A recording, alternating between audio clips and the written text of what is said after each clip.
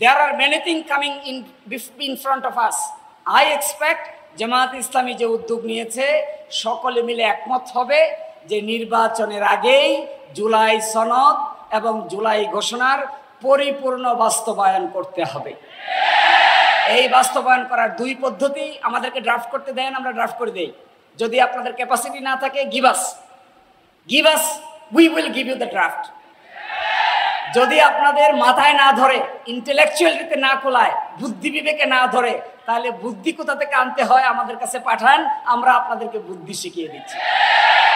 65 থেকে 92 আছে parliament, the constitution of the parliament, how the parliament will be constituted, what would be the function of the parliament, how the president will be elected, what will be the balance between parliament and the president।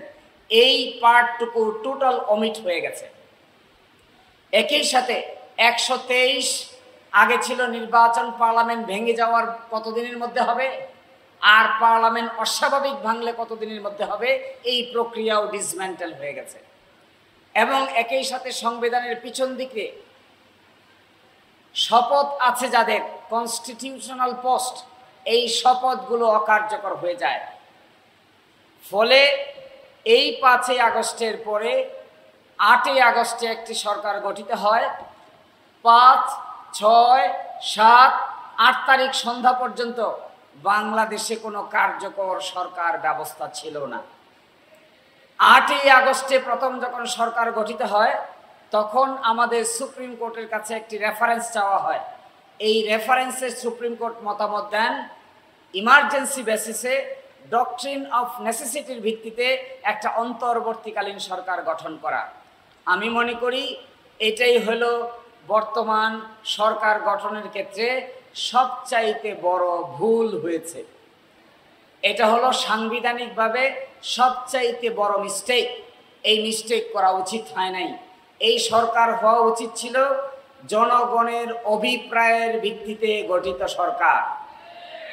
এই সরকার কোনো 106 অনুচ্ছেদ দ্বারা প্রধান বিচারপতির কাছে পাঠানো রেফারেন্সের ভিত্তিতে গঠিত সরকার ব্যবস্থা নয়, যেখানে দেশের প্রধান বিচারপতি সহ সুপ্রিম কোর্টেই কাজ করে নাই, যেখানে প্রাইম মিনিস্টার সহ মিনিস্টার্স নাই, যেখানে পার্লামেন্ট নাই, সেখানে এই ছোট্ট সংবিধান কি করে কাজ করবে, কার মাধ্যমে কাজ করবে?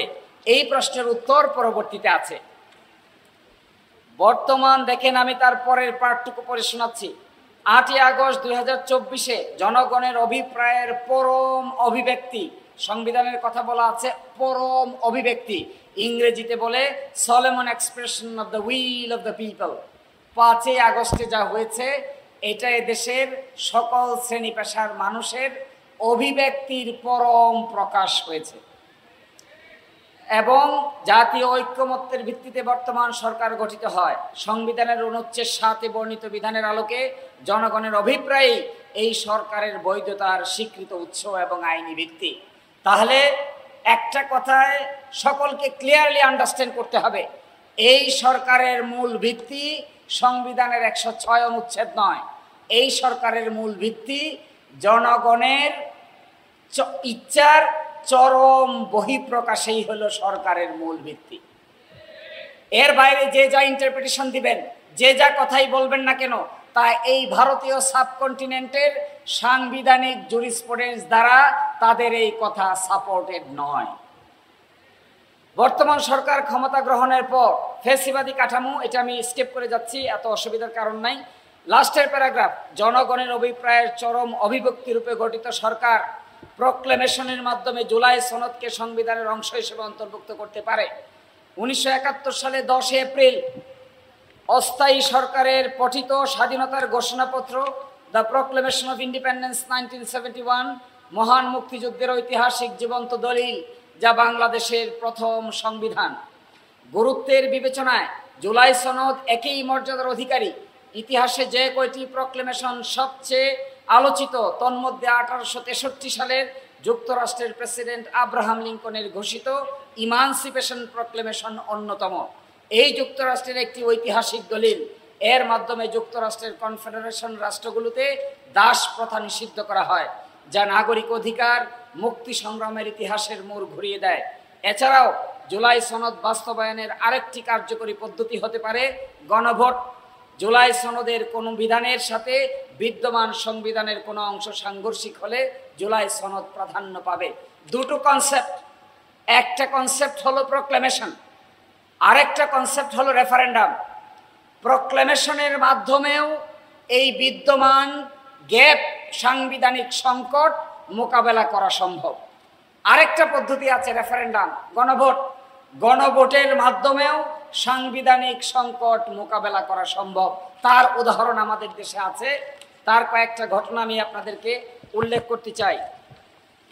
15ই আগস্ট 1975 সালে শেখ মুজিবকে যখন হত্যা করা হয়, খন্দকার মোস্তাক আহমদ এসে মার্শাল ল জারি করেন। তিনি এসে বলেন, I mister Khondaker Mostaq Ahmad is hereby declaring the martial law proclamation. The constitution will be subservient and subordinate to the constitution. এরপরে 20 আগস্ট 1975 সালে খন্দকার মোস্তাক আহমেদ সামরিক আইন জারি করে 15ই আগস্ট থেকে তার বৈধতা দেন। এরপরে 8ই নভেম্বর 1975 রাষ্ট্রপতি বিচারপতি আবু সাদাত মোহাম্মদ সায়েম প্রধান সামরিক আইন প্রশাসক নিযুক্ত হন এবং মেজর জেনারেল জিয়াউর রহমান উপপ্রধান সামরিক আইন প্রশাসক নিযুক্ত হন। 29 নভেম্বর 1976 সাল বিচারপতি সায়েম প্রধান সামরিক আইন প্রশাসকের পদ থেকে অব্যাহতি নেন এবং ওই দিন 29 নভেম্বর 1976 সালে মেজর জেনারেল জিয়াউর রহমানকে CMLA চিফ মার্শাল ল অ্যাডমিনিস্ট্রেটরের দায়িত্ব দেওয়া হয়। তারপর এই দিন থেকে শুরু করে 6 মাস পরে 31 মে 1977 গণভোট অনুষ্ঠিত হয়, যেখানে 88% ভোট পেয়ে মেজর জেনারেল জিয়াউর রহমান জনগণের আস্থা অর্জন করেন এবং রেফারেন্ডামের মাধ্যমে তা অ্যাপ্রুভ করা হয়। একই সাথে 30 মে 1977 সালে মার্শাল ল অর্ডার নম্বর 1 1977 জারি করে বাংলাদেশের কনস্টিটিউশনে আমূল পরিবর্তন আনয়ন করেন। কি পরিবর্তন আনয়ন করেন? আজকে যেটা আমরা দেখছি, absolute faith and trust in the almighty Allah, সর্বশক্তিমান আল্লাহর উপর পূর্ণ আস্থা বিশ্বাস। আজকে যে গণতন্ত্রের কথা বলা হচ্ছে, আজকে যে socialism meaning economic and social জাস্টিসের কথা বলা হচ্ছে, তার সব কিছুই করা হয়েছিল 31 মে 1977 সালে সামরিক ফরমান বলে। একই সাথে ইন্টারেস্টিং ফ্যাক্ট দেখেন, 18 জানুয়ারি 1979 সালে সামরিক আইনের অধীনে জাতীয় সংসদ নির্বাচন অনুষ্ঠিত হয়। বিএনপি সংসদে সংখ্যাগরিষ্ঠতা লাভ করে। 6 এপ্রিল 1979 সালে সন্ধ্যা 8টা থেকে সামরিক আইন প্রত্যাহার করা হয়। 7 এপ্রিল 1979 সালে গেজেট প্রকাশের মাধ্যমে সামরিক আইন প্রত্যাহার কার্যকর করা হয়। এরই মাধ্যমে সামরিক আইনের অবসান ঘটে, বাংলাদেশে মাল্টি পার্টি ডেমোক্রেসি এস্টাবলিশ হয়। This is a political historical document before us. Same thing happened during Ershad regime. এরশাদ রিজিমেও একই পদ্ধতি ফলো করে বাংলাদেশের সাংবিধানিকতায় উত্তরণ ঘটানো হয়। এই আলোচনা করেছি আমি আমার প্যারাগ্রাফগুলোর অপর পৃষ্ঠায়। প্রথম যে বড় প্যারাগ্রাফটা আছে, পুরোটার কেন্দ্রবিন্দু এটা। এরপরে লাস্টের দ্বিতীয় প্যারাগ্রাফ, 30 মে 1981 মেজর জেনারেল জিয়াউর রহমান শাহাদত বরণ করলে বিচারপতি আব্দুস সাত্তার রাষ্ট্রপতির দায়িত্ব অধিষ্ঠিত হন। 1982 সালের 24 মার্চ তৎকালীন সেনাপ্রধান হুসাইন মাহমুদ এরশাদ সামরিক অভ্যুত্থানের মাধ্যমে ক্ষমতা দখল করে নিজেকে প্রধান সামরিক আইন প্রশাসক ঘোষণা করেন, চিফ মার্শাল ল অ্যাডমিনিস্ট্রেটর। 1982 সালের 27 মার্চ তিনি সংসদ ভেঙে দিয়ে সংবিধান স্থগিত করেন। আজকে যারা কথা বলছেন যে সংবিধান স্থগিত করা যায় না, সংবিধান অকার্যকর হয় না, তারা তাদের অতীত রাজনৈতিক ইতিহাস সম্পর্কে ভালো জানেন না। 1986 সালে 11 নভেম্বর সামরিক আইন প্রত্যাহার করে আংশিক সাংবিধানিক শাসন বলবৎ করেন। পরবর্তীতে 1988 সালের মার্চ মাসে সংসদীয় নির্বাচনের আয়োজন করলে দেশের সকল বিরোধী দল উক্ত নির্বাচনে অংশগ্রহণ বর্জন করেন। 90 সালের 6 ডিসেম্বর স্বৈরাচারী বিরোধী আন্দোলনের প্রেক্ষিতে জাতীয় ঐক্যমত্যের আলোকে এরশাদ তৎকালীন বিচারপতি শাহাবুদ্দিন আহমদের হাতে ক্ষমতা হস্তান্তর করেন। আরেকটা উদাহরণ, এরশাদ সাহেবের যখন পতন হয় তখন প্রশ্ন আসলো দেশ চলবে কি করে।